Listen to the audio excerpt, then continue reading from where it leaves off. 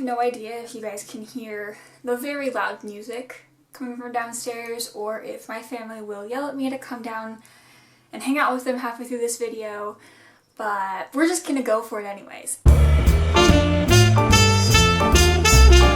It's Canada Day. Happy July 1st. Happy Canada Day to all of the Canadians out there. And because we live in the US and we're Canadian, we have to be aggressive about our Canada Day celebration, or else no one will believe us. So, we're being aggressive. I'm sorry. Welcome to my June wrap-up. In June, I had an existential crisis. As I do when I have existential crises, I avoid them and I read instead. So I believe I read 25 books in the 30 days of June, and I finished another one on the first day of June. So technically, I read 26 different books in June. Let's just get started because this is going to be a lot, and most of these I'm probably not going to get to talk a lot about just because I don't want this video to be 40 minutes long, although it probably will be. I'm sorry. So the first book, like I talked about at the end of my May wrap-up, was Oathbringer by Brandon Sanderson. I finished that book before I filmed my May wrap-up, so I did talk about it in that video. So go check that out if you haven't, but that was an excellent book. It's the third book in a Brandon Sanderson trilogy, and I love it, and it's amazing. The second book that I read in June was Felix Ever After by Kayson, which, like I mentioned in my book haul, I don't currently have with me because I lent it to a friend, but worth it because I want everyone to read this book. It's amazing. I gave it all of the stars, and honestly, one of my friends on Instagram has started doing +5 stars, which he thinks the book is like really, really amazing, and I'm so tempted to start doing that solely for this book and a few others, because this book was phenomenal. Absolutely amazing. I'm going to recommend it to every person in the entire world because it's so good. It tackles transphobia in such an excellent way. Throughout the entire book, there's no dead naming, which we love. I mean, it was written by a trans author, so they understand the fact that even though their dead name and some old pictures of the main character named Felix were part of the plot, it was never actually stated what his dead name was, which I very much appreciated. I need to actually say things about this book instead of just blabbing on about the things that I loved about it. So, Felix Ever After stars Felix Love, who ironically has never been in love, and he wants to be. He thinks that he's missing out on something. He spends most of his time with his best friend Ezra, and they both go to this really fancy art school in New York together, and Felix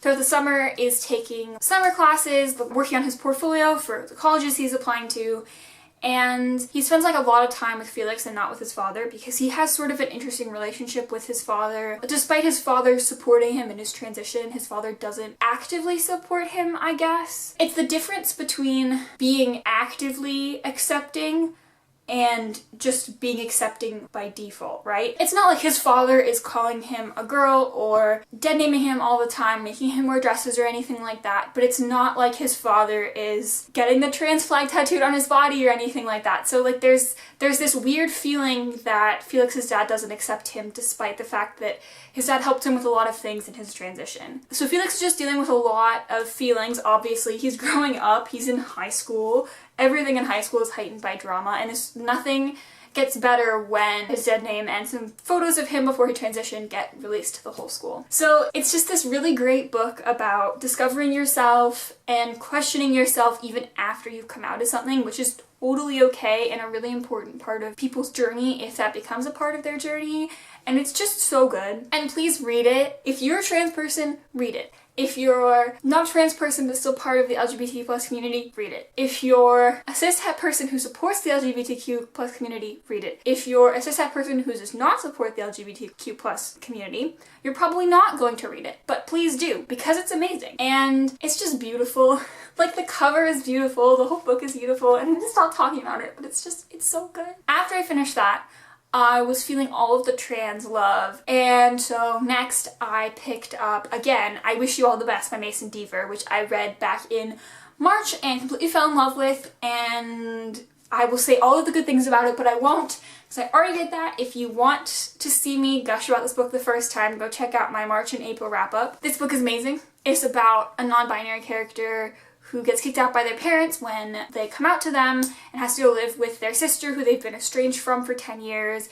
And it's about them finding themselves It's a very heavy book. Like, Felix Ever After has some heavy topics, but in general, it's a very light, sort of fluffy contemporary. It's about Felix falling in love and, you know, discovering things about himself. And I Wish You All the Best really tackles the more difficult side of coming out, like the things that can go wrong as opposed to the things that can go right, which can be hard for some people. In both books, I will say that there are instances of transphobia, I believe homophobia, and in I Wish You All the Best, there's a lot of talk about mental illness, specifically anxiety and depression. So if any of those things are things that you try to avoid, just be careful going into those books. But yeah, they're amazing. Okay. Next, we have the physical copy, but it's downstairs and I'm lazy, so it's not here. I read We Should All Be Feminists by Chimamanda Ngozi Adichie. And this book, well, it's not really a book. It's like 75 pages, the font is huge, and it's just a speech that the author did for a TED Talk that was put into book form to sort of be spread to more people. And I'm not really sure how I feel about it. Like, I understand what she was trying to say in the speech. We should all be feminists. That's important. And the things that she did bring up, once again, were really important. But I've heard a lot of people talk about how the way that she talks about feminism doesn't really include race. And, like, that's fair because feminism shouldn't include race. But it does because people who are feminists can still be racist. It's an interesting conversation and I don't think that I'm ready to have it, but it was a good read and I did really enjoy it. Next, I finally have the physical copy of this book, was Upright Women Wanted by Sarah Gailey, which I did talk about in my book haul, so if you want to hear more about this book, go check it out. But basically, it's about queer librarians who are also rebels, who are living in a dystopic Wild West in the future of America. It's beautiful. There are so many amazing characters. Out of all of like the main characters that get talked about, none of them are straight or cis, which is really, really cool. Every once in a while, one character or another gets mentioned, and it's like, okay, yeah, of course, it's her father, so he's not straight because he is aggressively against anyone who isn't cishet. There is a non-binary character in this one. I've been loving reading books about trans people in general, so getting to read this book is really, really cool because it had a very, I don't want to say like out and proud because they weren't allowed to be out when they were in town, but they knew what they wanted and they knew that what their identity was and they weren't afraid to say so. That's what I really loved about Sai, who was the non-binary character. And just everything about this book was adorable. The only thing I would say is that I wish that it was longer. It's just over 170 pages, so I felt like I wanted more. The story was great, and I loved the story that was contained in it, but once it was done, I was like, hang on, I feel like there's more story here that we're not getting, and I really, really, really wanted more, but it was really, really good. Please read it.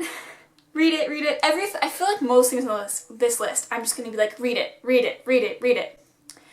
Yeah. Also, I think everything on this list had a queer character. Well, maybe not 2 of them. Ew, why did I do that? Anyway, because it was Pride Month, I had to read books with all LGBTQ+ characters, so. Next, I read The Mermaid, the Witch, and the Sea by Maggie Tokuda Hall, which I once again talked about in my book haul. Most of these books, I think I actually talked about in my book haul because I bought most of them recently. So if you really want to know more from me, you can go check out the book haul, and if you want to just know more in general, I have links in the description to every single book that I mentioned, so go check those out. This book is about pirates and features a, why did I just forget everything? It features a bi-gender main character and a gay main character, and it's really great. I love the concept, I love the world. The world was super interesting, getting to hear about all of these different places. I'm sure they were inspired by some real place, but I couldn't actually see the connection to our physical world as we know it, because it was just so creative and interesting, and so good, and I loved it. It was amazing. I think I need to come up with more coherent thoughts. I would love to read more from Maggie Tokuda Hall, because based on this book, I feel like she has a lot of potential. Not that like this book wasn't good, I just think that she has a lot of places that she can go with her writing because her writing is amazing. One really interesting thing is that throughout this book, the idea of the sea is sort of personified. Like there's these passages, I don't know if I'm gonna be able to find one. There's these passages between sections that are like poems. They're like little poems or little sections that are from the sea's perspective. And besides that, a lot of the people in this world believe in the sea as an entity, and there are mermaids, and it's just really, really interesting. There are witches too, obviously. The Mermaid, the Witch, and the Sea. The title is very literal. It's kind of funny. But this book is just so good. I think I'm gonna say that for most of these, but like this book is really great. So I really wanted a sequel. This book wrapped up wonderfully, I have to say. I think that this book did a great job of having a cohesive story and all of that, but there are some characters in this I wish I could have explored more, and I would love to see a sequel with those characters being featured. That's all. Next, I read another book with a trans character, and that is When the Moon Was Ours by Anna Marie McLemore. This book isn't a book that I think I would have picked up if I hadn't known that there was a trans character in it, just because the writing is super lyrical and the concept is really, really interesting, but it might be a little bit too out there for me. Like, don't get me wrong, I love Anna Marie McLemore. I'm going to read everything that they write because they're an amazing human being and I need to read more.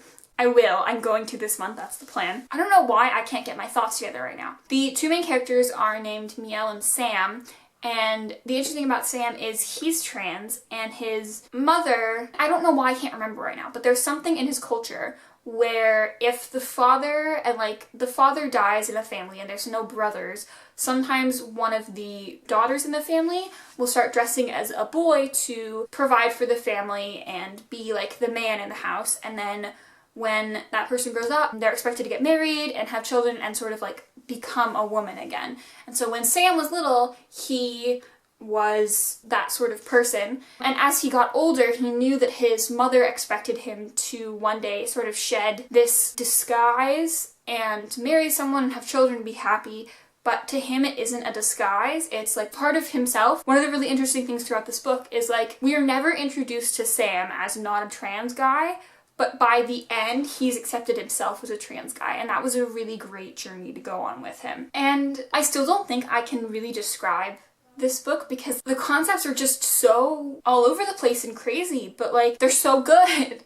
I feel like I'm not doing this book justice because it's amazing and I love it, and you should read it. Like I said, I've read 26 different books this month, so it's really hard for me to form thoughts on all of them since it's been so long since I read them. After I finish this book, I'm sure I would have had a whole discussion, and I'm sure that's how I'll feel about some of the later books that I've read, but since I read this book like within the first week of the month, it's kind of hard for me to get my thoughts to the front of my brain. But I do remember that this book was amazing and everyone should read it, so there you go, I guess. Next, I finally read This Coven Won't Break by Isabel Sterling, which is the sequel to These Witches Don't Burn, which I read back in January. This entire book series is beautiful and amazing. There is a third book that's coming out next year, I believe.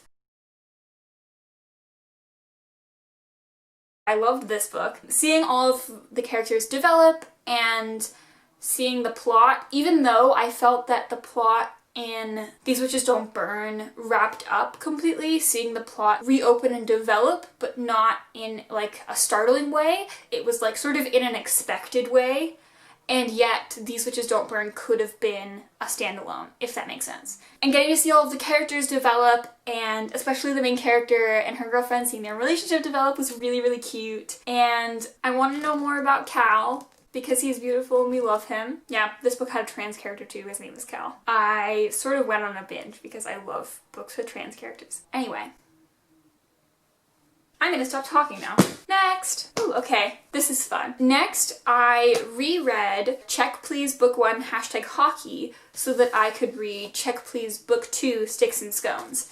And these two books follow a character named Biddy who lived in Georgia for all of his life. He's a baker, he's a figure skater, and then when he goes to, I don't remember which state, but it's one of like the northern states, I think borders Canada, on the East Coast. He joins the school's hockey team. And it's a really big adjustment for him because he's used to like his small town figure skating team and now he's like in competitive hockey.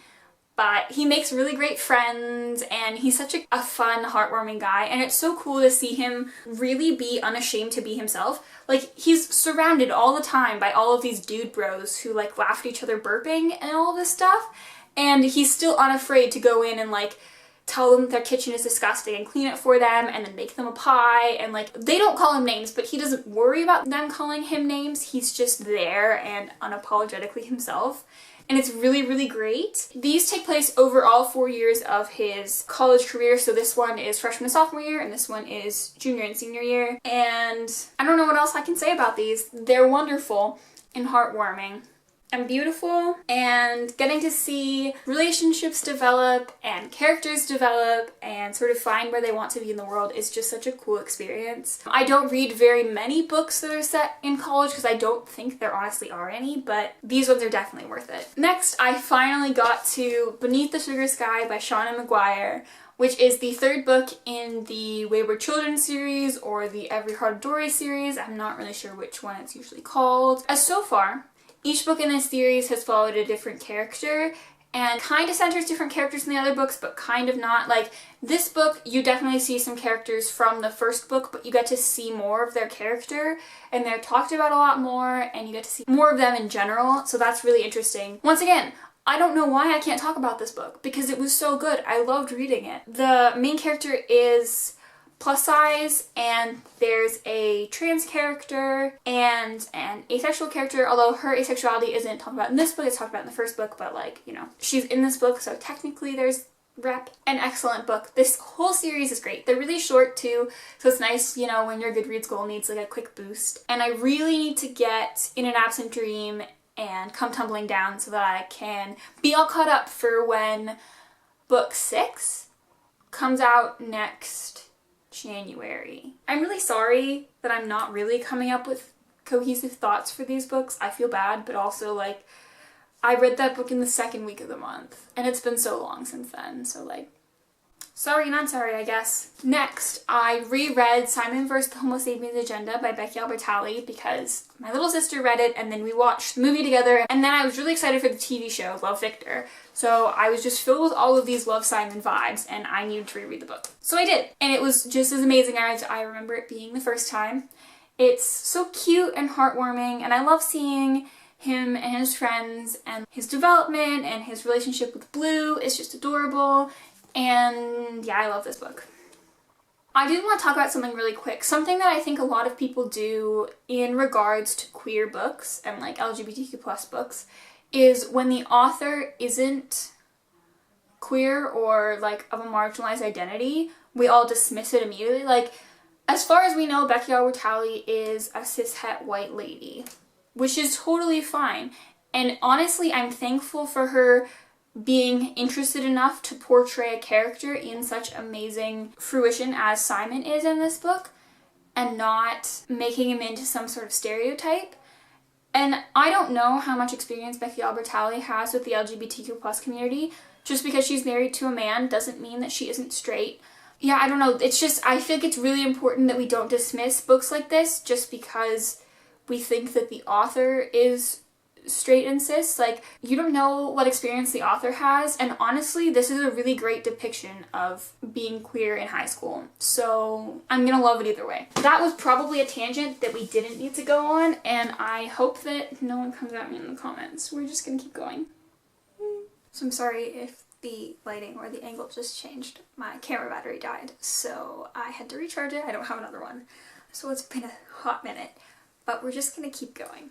So the next book that I read in June was Music from Another World by Robin Talley. Like I talked about in my book haul, this book is about sapphics living in California in the 70s, which is both excellent and not so great for them sometimes. And the two main characters are from Orange County and San Francisco, so for those of you who don't know much about California geography, San Francisco is in the northern part of California and Orange County is in the southern, so they're pretty opposite sides of the state. It's a pretty big state. And they both go to Catholic school, and their Catholic schools actually match them up as pen pals. So they start talking, and at first it's pretty superficial, but then it starts to get really deep, and yeah, they become friends. The entire book is written through pen pal letters and journal entries, and it's just really, really interesting and really fun, and I loved it so, so much. My school system was absolutely shit at teaching us any sort of history that was like after 1950. I mean, I guess we learned about the civil rights movement. This book talked a lot about Harvey Milk and the protests in California for getting rid of anti-LGBTQ plus laws, and that was really, really interesting because like I said, that's not an area of history that I've learned about very much.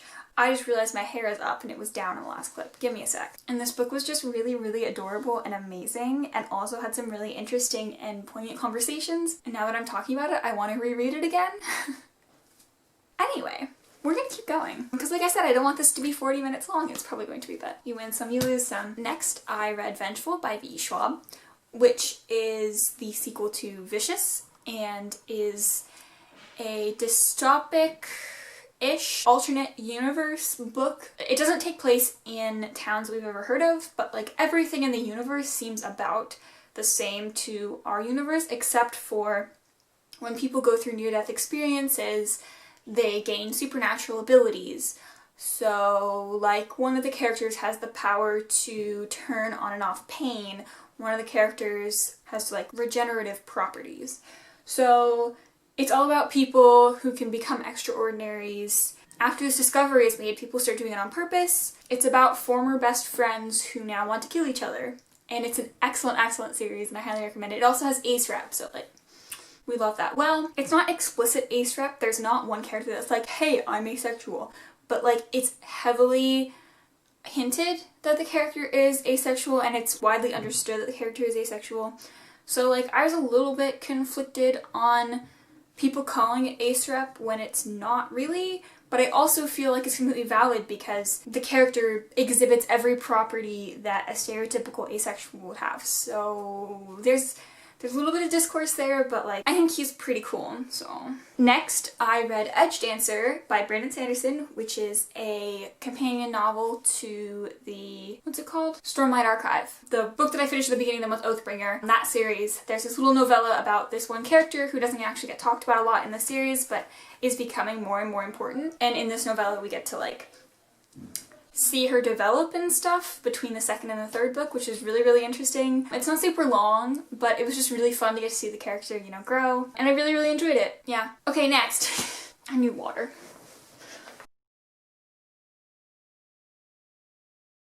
Let's place some bets right now. Can I hold both stacks of these books on either side of me?